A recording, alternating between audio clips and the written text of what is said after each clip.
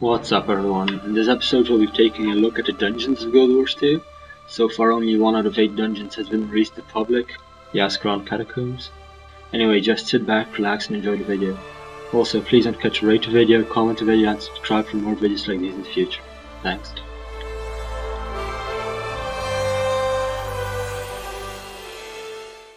You're the reinforcements. You'll have to do. That fool Norn Air has stirred up the ghosts down here. Let me brief you. This place has a history, and I don't want your ignorance getting us killed. This was originally Charland. The humans pushed us out and built Ascalon on top of it. Over 200 years ago, we took our land back.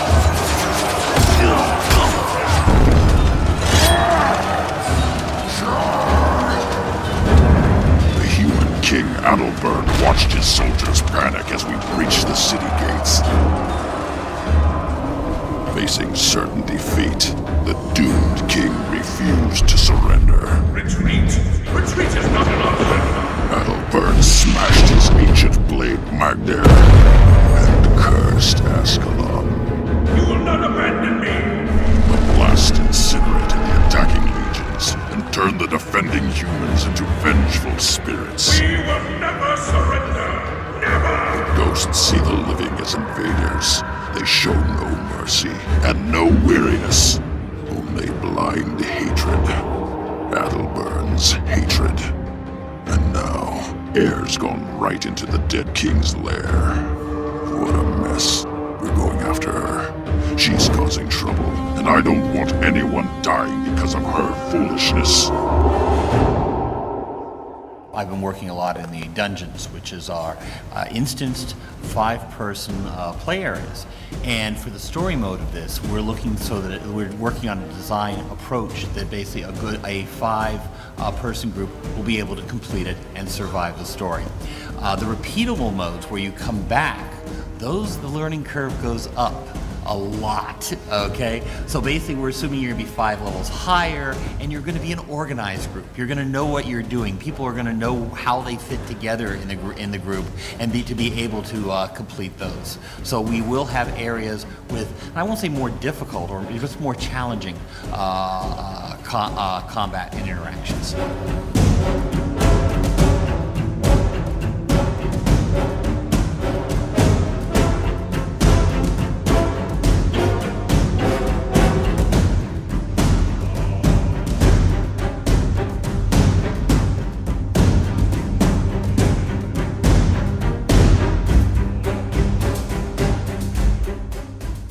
Hi. We already know that there's going to be difficulty scaling, and that if a level 80 player wants to go back into a level 20 area, you're going to scale the 80 back down. But I don't think you've mentioned on how this might work in dungeons or stuff like that. You have the explorable version, but if a level 80 wants to do like a level 20 dungeon, is it going to scale up for them or scale down for them, or the reward's going to be viable? Yeah, another good question. So all the dungeons in the game have level caps on that dungeon. That's like the max level range for it that is allowable. And so, for example, the Ascalon Catacombs is the one dungeon we've talked about so far. And the story version of that dungeon is, I believe, level 30, and the repeatable or explorable version is level 35. Each of those dungeons has a cap above that. That's sort of the maximum level your character is allowed to be in that dungeon. So if you're level 80 and you come back to the level 30 story dungeon, the game's going to basically sidekick you down to be like level, 3 or 4 levels above the dungeon. So it's still entertaining for you. It'll certainly be much easier than if you are the exact level of the dungeon, but we want to be able to have that as an opportunity so you can actually go back and replay all the dungeons in the game and have fun and be able to enjoy those at any level. So all the dungeons will have a max cap that it sets you back down to if you go back to those at a higher level.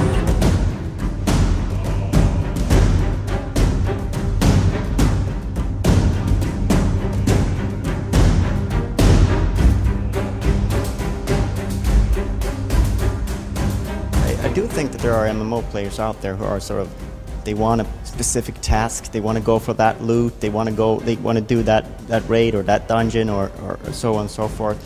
How does Guild Wars 2 cater to those kinds of players who need that specific goal to go after? It's a great question. There's a lot of things that we're trying to do to cater to those players as well.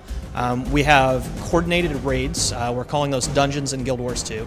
And they're highly organized, much more difficult content. They're 5-man group dungeons. They involve a lot of group coordination, a lot of working together, and they have a lot of rare armor sets and weapon sets that have looks that you can only get out of doing that content. And that's stuff that's specifically designed for that kind of player that you're asking about. Those are their goals to set and the things that they can try to earn and work towards.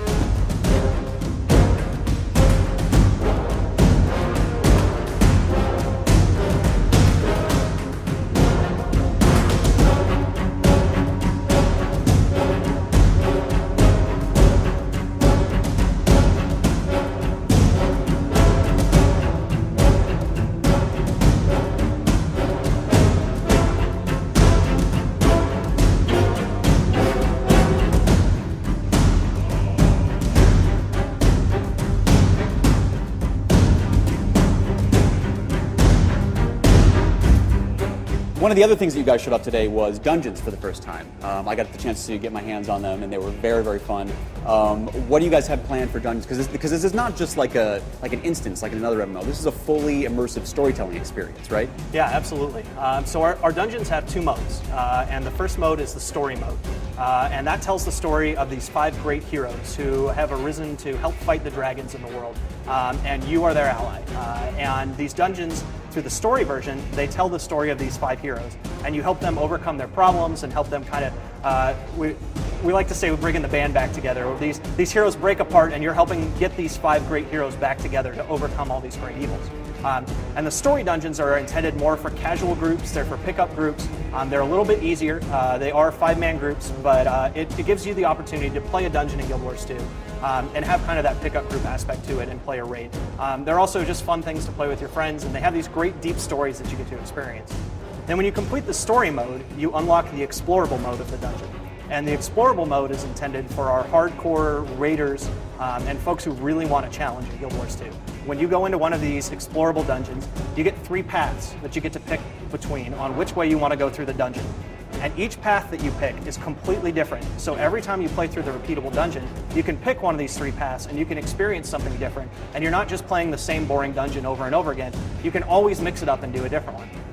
And these explorable dungeons are the kind of thing that you would want to experience with your great D&D group when you're doing a dungeon run. I was going to say, it sounds very similar to like a really good D&D campaign, and not something where like you call up all your friends and you're like, 11 o'clock we're starting this raid, by 11:15 we'll be at this room. Yeah, this is all randomized stuff and new experiences each time. That is totally the idea. Yeah, I mean, we're taking our dynamic event system from out in the explorable world, and we also apply that to our dungeons.